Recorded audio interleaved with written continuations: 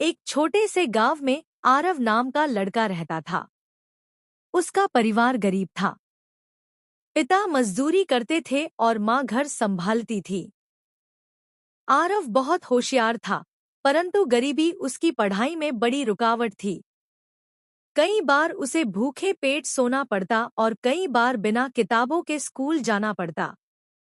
धीरे धीरे उसकी परिस्थितियां और कठिन हो गईं। पिता बीमार पड़ गए और काम करने लायक नहीं रहे। घर की जिम्मेदारी अब छोटे आरव पर आ गई। दोस्तों ने दूरी बना ली, रिश्तेदारों ने मदद करने से मना कर दिया। आरव अक्सर सोचता, हे परमेश्वर, अब मैं किस पर भरोसा करूं? हर कोई मुझे छोड़ गया है।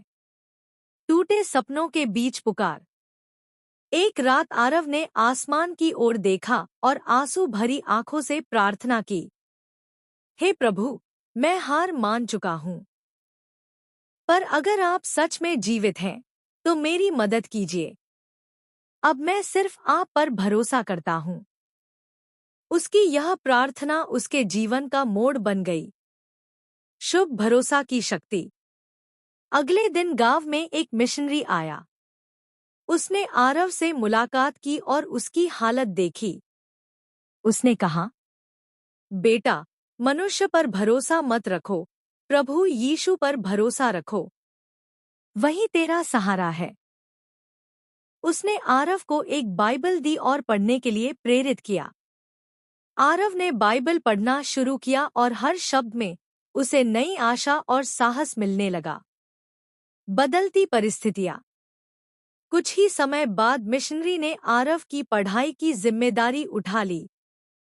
उसने स्कूल की फीस भरी और उसके परिवार की मदद भी की। आरव का मनोबल बढ़ गया।